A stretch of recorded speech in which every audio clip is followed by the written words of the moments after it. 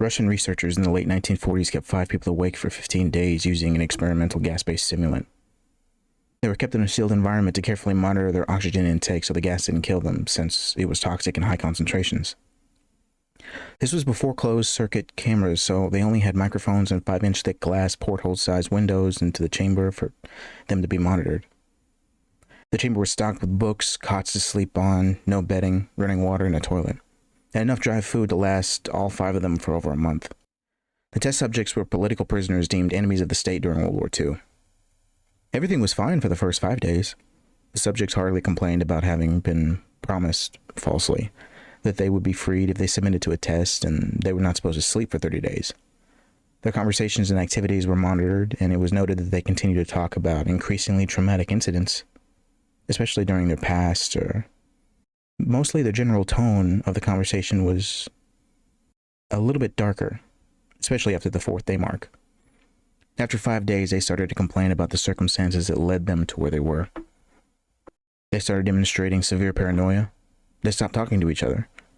They began alternately whispering into the microphones in the one-way mirrored portholes. Oddly, they seemed to think that they could win the trust of the experimenters by turning over their comrades, the other subjects in captivity with them. At first, the researchers subjected this was just an effect of the gas itself. After 9 days, the first of them started screaming. He ran the length of the chamber, repeatedly yelling at the top of his lungs for 3 hours straight. He continued attempting to scream, but was only able to produce occasional squeaks. The researchers postulated that he had physically torn his own vocal cords. The most surprising thing about the behaviors is how the other captives reacted to it. Or, rather, they didn't react. They continued whispering to the microphones until the second of the captives started to scream. The 2 non-screaming captives took the books and tore them apart, smearing page after page with their own feces, and pasted them calmly over the glass portholes. The screaming promptly stopped. So did the whispering to the microphones. After 3 more days, the researchers checked the microphones hourly to make sure that they were working, since they thought it was impossible that no sound could be coming with the 5 people inside. The oxygen consumption in the chamber indicated that all 5 must still be alive. In fact, the amount of oxygen 5 people would consume at a very, very high level of strenuous exercise. On the morning of the 14th day, the researchers did something they said that they would not do to get the reaction out of the captives. They used the intercom inside the chamber, hoping to provoke any response to the captives. They were afraid that they were either dead or vegetables. They announced, "We're opening the chamber. To test the microphone, step away from the door and lie flat on the floor, or you will be shot. Compliance will earn one of you your immediate freedom." To their surprise, they heard a single phrase in the calm voice respond. "We no longer wish to be freed." Debate broke out amongst the researchers and the military forces funding the research. Unable to provoke any more responses using the intercom, it was finally decided to open up the chamber on midnight of the 15th day. The chamber was flushed with the stimulant gas and filled with fresh air, and immediately voices from the microphone began to object. 3 different voices began begging, as if pleading for their life or the loved ones, to turn the gas back on. The chamber was opened and the soldiers sent in to retrieve the test subjects. They began to scream louder than ever, and so did the soldiers when they saw what was inside. 4 of the 5 subjects were still alive, although no one could rightly call the state of any of them life. The food rations past the 5th day were not so much as touched. There were chunks of meat from the dead test subjects' thighs and chest stuffed into the drains into the center of the chamber, blocking the drain and allowing 4 inches of water to accumulate on the floor. Precisely how much of it was water and other things was never determined.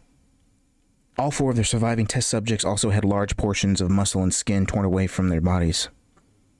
The destruction of flesh and exposed bone on their fingertips indicated that the wounds were inflicted by hand, not with teeth as the researchers initially thought. Closer examination of the positions and the angles of the wounds indicated that most of them were self-inflicted. The abdominal organs were below the ribcage of all 4 of the test subjects had been removed, while the heart, lungs, and diaphragm remained in place. The skin of most of the muscles attached to the ribs had been ripped off, exposing the lungs to the ribcage. All the blood vessels and organs remained intact. They had just been taken out, laid on the floor, fanning out over all of the eviscerated but still living bodies of the subjects. The digestive tract of all four could be seen working.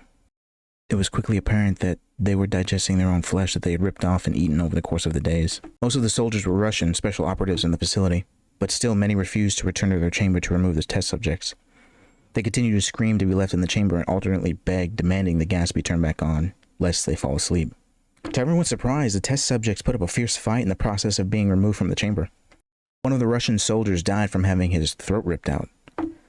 Another was gravely injured, having his testicles ripped off and an artery from his leg severed by one of the subject's teeth. Another 5 of the soldiers lost their lives, if you count one that committed the suicide in the weeks following the incident. In the struggle, one of the 4 living subjects had his spleen ruptured and he bled out almost immediately. The medical researchers attempted to sedate him, but it proved impossible.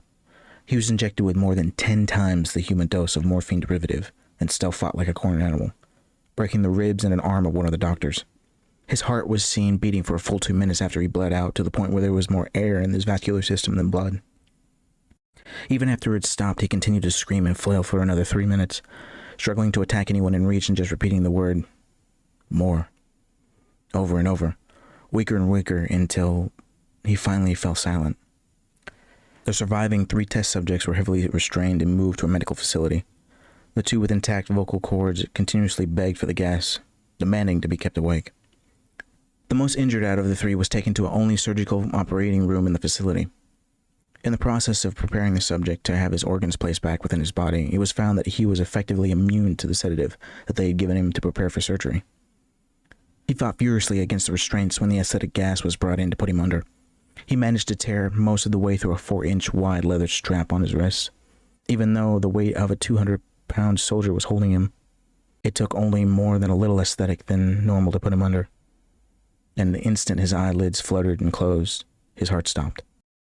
In the autopsy of the test subject that died on the operating table, it was found that his blood had triple the amounts of oxygen. His muscles that were still attached to his skeleton were badly torn, and he had 9 broken bones in his struggle to not be subdued. Most of them were from the force of his own muscles he had exerted on them. The second survivor had been the first of the group of the 5 to start screaming. With his vocal cords destroyed, he was unable to beg or object to the surgery, and he only reacted by shaking his head violently in disapproval whenever the anesthetic gas was brought near him. He shook his head yes when someone suggested, reluctantly, that they try the surgery without the anesthetic, and did not react for an entire 6 hours of the procedure, of replacing his abdominal organs back and attempting to cover him with what skin he had remaining. The surgeon presiding stated repeatedly that it should be medically impossible for the patient to still be alive. One terrified nurse assisting the surgery stated that she had seen the patient's mouth curl into a smile several times whenever his eyes met hers. When the surgery ended, the subject looked at the surgeon and began to wheeze loudly, attempting to talk while struggling. Assuming that this must be something of drastic importance, the surgeon had a pen and pad fetched so the patient could write his message. What he wrote was simply, "Keep cutting." The other 2 test subjects were given the same surgery, both without anesthetic as well. Although they had to be injected with a paralytic for the duration of the operation, the surgeon found it impossible to perform the operation while the patients laughed continuously. Once paralyzed, the subjects could only follow the attended researchers with their eyes. The paralytic cleared their system in an abnormally short period of time. They were soon trying to escape the bonds the moment that they could speak, and they were again asked for the stimulant gas. The researchers tried asking why they had injured themselves, why they ripped out their own guts, and why they were wanting to be given the gas again. Only one response was given. "I must remain awake." All 3 subjects' restraints were reinforced and they were placed back into the chamber, awaiting determination as to what should be done with them. The researchers, facing the wrath of the military benefactors for having failed the stated goals of the project, considered euthanizing the surviving subjects. The commanding officer, an ex-KGB, instead saw potential and wanted to see what would happen if they were put back on the gas. The researchers strongly objected, but were overruled. In preparation for being sealed in the chamber again, the subjects were connected to EEG monitors and had their restraints padded for long-term confinement. To everyone's surprise, all 3 of the subjects stopped struggling the moment that it was slipped that they were going back on the gas. It was obvious to the point that all 3 were struggling a great deal to stay awake. One of the subjects that could speak was humming loudly and continuously. The mute subject that was straining his legs against the leather bonds with all his might, first left, then right, then left again for something to focus on. Having been the first to be wired for the EEG, most of the researchers were monitoring his brainwaves. They were surprised. They were completely normal, at least for the most part, but sometimes it would flatline inexplicably. It looked as if someone was repeatedly suffering brain death before returning to normal. As they focused on the paper scrolling out of his brainwave monitor, only one of the nurses saw his eyes slip shut at the same moment his head hit the pillow. His brainwaves immediately changed to that of deep sleep, then flatlined for the last time as his heart simultaneously stopped. The only remaining subject that could speak started screaming that he be sealed in now. His brainwaves showed that it same flatlines as the one who had just died from falling asleep. The commander gave the order to seal the chamber with both subjects inside as well as 3 researchers. One of the named 3 immediately drew his gun and shot the commander point blank between the eyes, then turned the gun on the mute subject and blew his brains out. He pointed his gun at the remaining subject, still restrained to the bed as the remaining members of the medical and research team fled the room. I won't be locked in here with these things. Not with you. He screamed at the man strapped to the table. What are you? He demanded. I must know. The subject smiled. Have you forgotten so easily? The subject asked. We are you. We are the madness that lurks within all of you, begging to be freed at every moment in the deepest animal mind. We are what you hide from in your beds every night. We are what you sedate into silence and paralysis when you go into that nocturnal haven where we cannot tread. The researcher paused, then aimed at the subject's heart and fired. The EEG flatlined as the subject weakly choked out. So nearly free.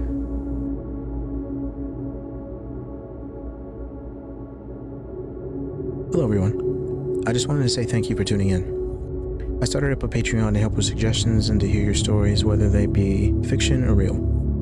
Unfortunately, I won't be able to post all of them to my channel, but if you sign up for a tier, I promise to read and review them. I'll think of some other things to throw in with my Patreon subscriber benefits. Maybe a few will be able to suggest what I post next.